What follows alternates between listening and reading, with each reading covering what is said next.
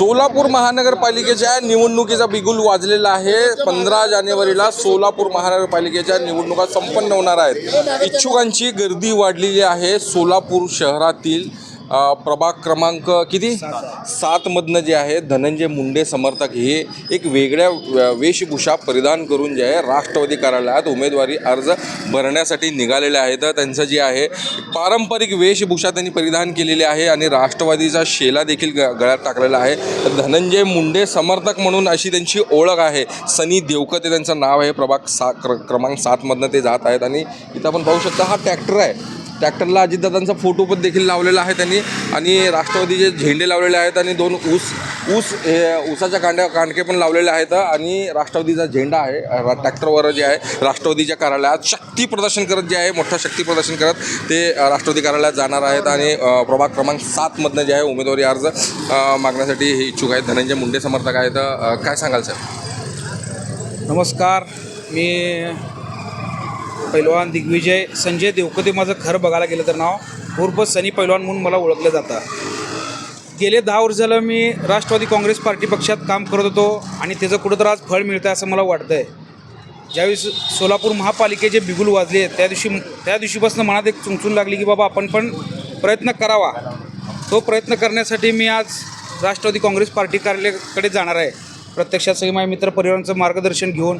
आणि तसंच आमचे राष्ट्रीय नेते अजितदादा पवार, महाराष्ट्राचे उपमुख्यमंत्री, प्रदेशाध्यक्ष तटकरे साहेब, माझे राजकीय गुरु व वरदहस्त माझ्या मागा जी त्यांची नेहमी सावली राहणारे माझे माजी मंत्री धनंजय मुंडे साहेब यांच्या मार्गदर्शनाखाली मी राजकारणात पाऊल टाकलो खरं बघायचं गेलं तर।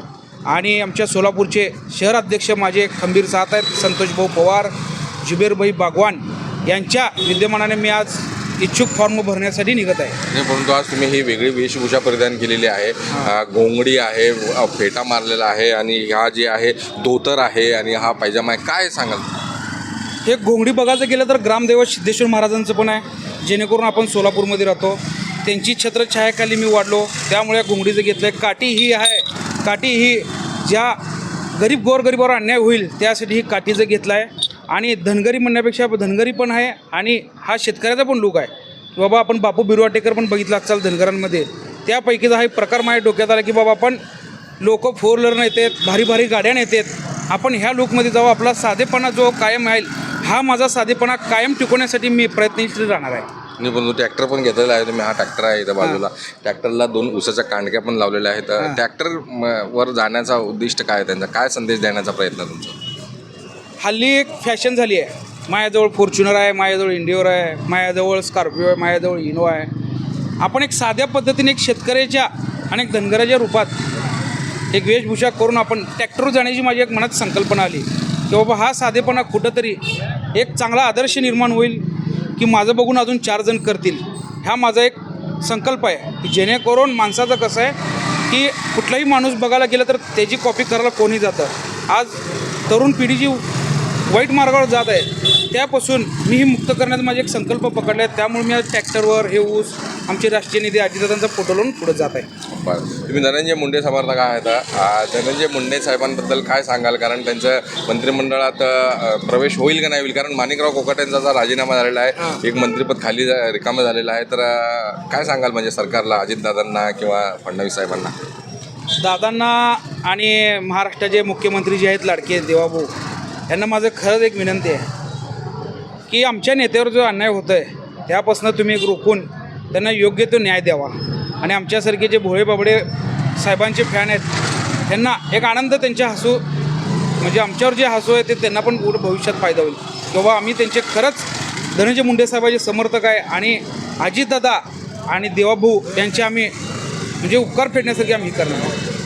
बरं, म्हणजे धनंजय मुंडे साहेबांना मंत्रिमंडळात स्थान मिळेल का नाही? काय वाटतं तुम्हाला?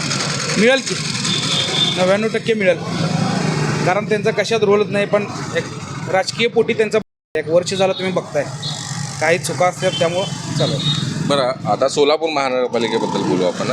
सोलापुरात जे आहे राष्ट्रवादी राष्ट्रवादीचा महापौर होईल किंवा भाजपचा महापौर होईल, म्हणजे सगळेच जे पक्ष जे आहेत ना, काही जण म्हणतात की भाजप अबकी बार 75 पार, राष्ट्रवादी पण म्हणते की राष्ट्रवादी आता 70च्या पार किंवा 75च्या पार असं राष्ट्रवादी. आणि अण्णा बनसोडे यांनी परवाच काही दिवसांपूर्वी येऊन असं घोषणा केली की राष्ट्रवादीचा महापौर बनवू. तर काय वाटतं तुम्हाला, हे सोलापुरात राष्ट्रवादीची सत्ता बसेल की भाजपची सत्ता बसेल, महापौर कुणाचा होईल?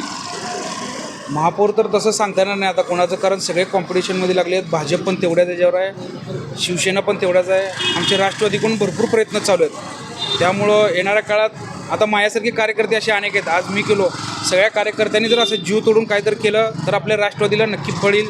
आदरणीय संतोषभाऊ पवार यांना पण एक फळ मिळेल अशी आम्ही अपेक्षा बाळगतो राष्ट्रवादीला. प्रभाग 7मधनं जे आहे, तुमच्या प्रभागामधनं जे आहे, म्हणजे तगडे उमेदवार आहेत असं चर्चा आहे. तर कशी फाईट देणार तुम्ही या तगड्या उमेदवारांना? मी पण लाल मातीत कुस्ती खेळलेलं आहे. वयानं लहान असलं तरी पण लाल मातीतल्या ताकदीनुसार अंदाज करून पुढं कुठला डाव पडेल याचा मी आधार एक राजकारण खेळण्याचा प्रयत्न करणार आहे. ह्या वार्डात जरी माझ्यापेक्षा त्यांनी वयाने मोठे असतील त्यांच्यासमोर आधाराने राहूनच मी राजकारणात उतरणार आहे. जरी वस्ताद जरी असलं, जसे माझे तालमीतले वस्ताद असतात तसं राजकारणात माझ्यापेक्षा मोठेच वयाने त्यांचा आदर राखून मगच पुढं पाय ठेवणार व्यवस्थित. तर आपल्यासोबत होते धनंजय मुंडे, समर्थक दिग्विजय देवकते उर्फ सनी देवकते, सनी पैलवान असं देखील म्हटलं जातं आहे. यांनी अगदी वेगळी वेशभूषा परिधान करत जे आहे एक समाजाला सामाजिक संदेश देण्याचा प्रयत्न केलेला आहे की पारंपरिक वेशभूषेमधनं जे आहे मी उमेदवारी अर्ज भरण्यासाठी जाणार आहे राष्ट्रवादीच्या कार्यालयाला. आणि धनंजय मुंडे यांच्याबद्दल देखील त्यांनी वक्तव्य केलेलं आहे की ते त्यांना मंत्रिमंडळात स्थान द्यावं असं त्यांनी प्रतिक्रिया दिली आहे. महाराष्ट्र टाइम्सचं इरफान शेख, सोलापूर.